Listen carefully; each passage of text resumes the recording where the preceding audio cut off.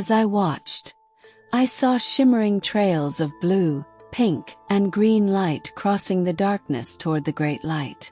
I wondered what they were and instantly knew. They were prayers. Once they reached the light, they dissolved into it. Then larger white trails flowed outward from the light. It was the answers, and it was stunning. I could have stayed there forever, just observing the dance of lights and basking in the warmth. Welcome to Let's Lift the Veil. What if at the edge of death, there was a choice to be made? A tunnel of divine light, or the love of her children? Today's powerful testimony comes from a woman who crossed the veil and came back transformed. What she saw, and what she felt may forever shift the way you view life, and what lies beyond. Stay until the end to hear how this journey changed everything for her. And if stories like this speak to you, consider subscribing, hit the bell, and like the video to help others find it too. Get comfortable, and let me take you beyond the veil. What I'm about to share with you is the most profound, transformative, and unforgettable experience of my life. And it happened on a freezing January day in 2005. I had been sick with a lingering case of bronchitis for weeks. I was doing my best to push through, trying to stay strong for my kids, and keep up with life's demands. On that day, while driving from Indianapolis to Terre Haute, which is a 1 hour and 20-minute drive, exhaustion overcame me. I decided to pull over in a small town called Cloverdale, turned off the engine, wrapped myself in my coat, and reclined my seat to get a little rest. It was 12:02 p.m. I didn't fall asleep, but just a few minutes later, my breathing became labored. I dug through my purse for my inhaler, took 2 puffs and lay back down, but nothing changed. I couldn't breathe in or out. I was too weak to sit up. I kept trying, gasping, until I began to lose consciousness. And then something strange happened. I became aware of my body from the outside. I wasn't using my eyes, but I knew there was a body down there. Mine, struggling to breathe, fading fast, and oddly enough, I didn't care. That's when everything shifted, and suddenly, I was in a tunnel unlike anything I'd ever seen. It was made of translucent bricks, almost like glowing glass blocks. A warm, golden light shone through them, lighting the space with a feeling of comfort that words can't describe. The tunnel gently undulated and rotated slowly. I walked forward carefully, feeling like I needed to mind my steps. A few steps in, I saw a magnificent, ornate blue door at the end, and as soon as I decided I wanted to reach it, I was already there. I tried to open it, but it wouldn't budge. Then, without words, without sound, information started pouring into me. I was told that once the door opened, I would face a decision. It would not be an easy one, and I was being asked to think carefully. The door opened, and what I saw next took my breath away. Below me stretched an infinite void, a vast darkness filled with human suffering. I could hear the cries and groans of souls in pain. It sounded like a chaotic emergency room, but more intense, more real. And above, far off in the distance, was the universe. Glowing galaxies and stars, crowned by a radiant light that outshone everything else. I felt it pulling me gently. I knew instinctively that this light was love, goodness, healing. I knew that if those suffering souls just turned to it, their pain would end. But they wouldn't. They refused to look. As I watched, I saw shimmering trails of blue, pink, and green light crossing the darkness toward the great light. I wondered what they were and instantly knew. They were prayers. Once they reached the light, they dissolved into it. Then larger white trails flowed outward from the light.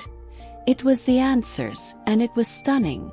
I could have stayed there forever, just observing the dance of lights and basking in the warmth.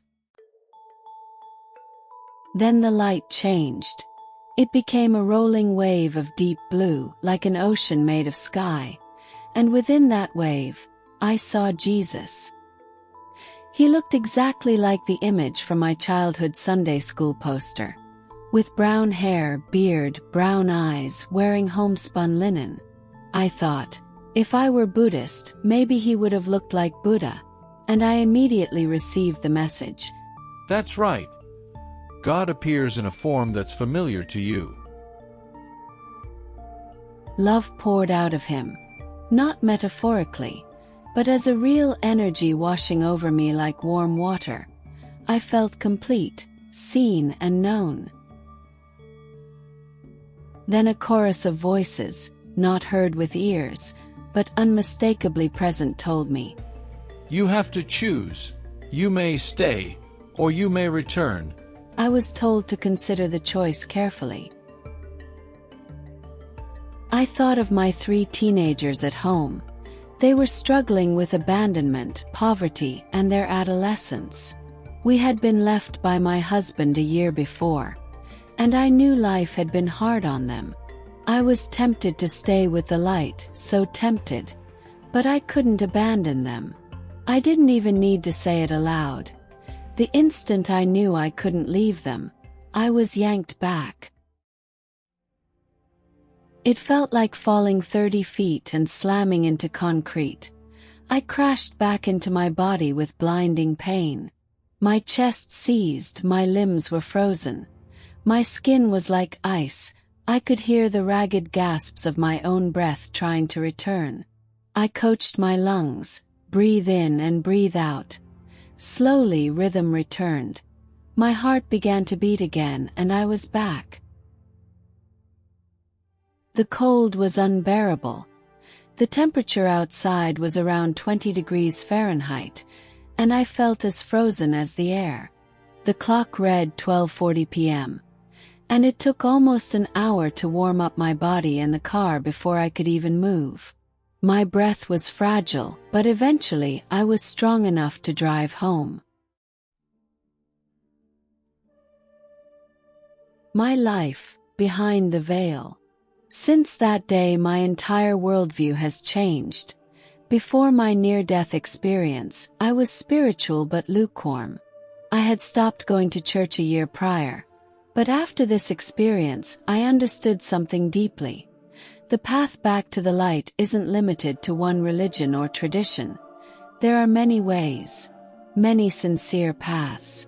And after years of philosophical searching, I eventually returned to my church, not out of obligation, but because I realized it was simply one way. My way, back to the light.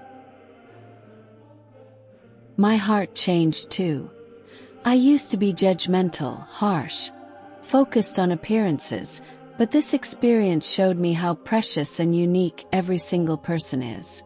I let go of toxic relationships, divorced the man who didn't support my soul, and began seeking friends who care about deeper things: compassion, service, truth. I focus now on those in mourning, those in poverty, those imprisoned or sick. I don't waste time on superficiality or materialism, because life is too short, too sacred. Strange things started happening after my return.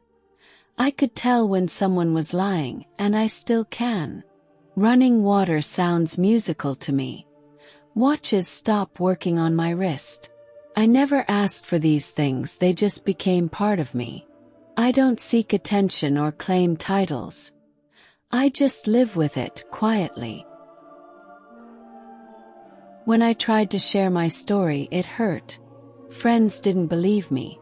Family looked at me with doubt.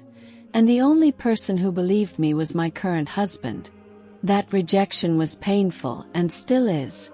But I keep telling my story, because something inside tells me this is part of my mission. I know what I saw was real, more real than anything I've experienced on Earth. I was shown that each of us plays a vital role in this grand design. Each of us matters: plants, animals, every soul. And while not everyone will accept the light, it is still there waiting. That light is for everyone. No matter your faith, your past, or your pain, the light is there. All you have to do is turn toward it. Thank you for listening to this near-death experience. This testimony reminds us that even in the face of death, love can bring us back. If this story moved you, don't forget to like the video, subscribe to the channel, and turn on the notification bell. Feel free to share your thoughts or experiences in the comments. Every word matters, and every story brings more light. Thank you for lifting the veil with us. Take care of yourself and your loved ones. See you soon.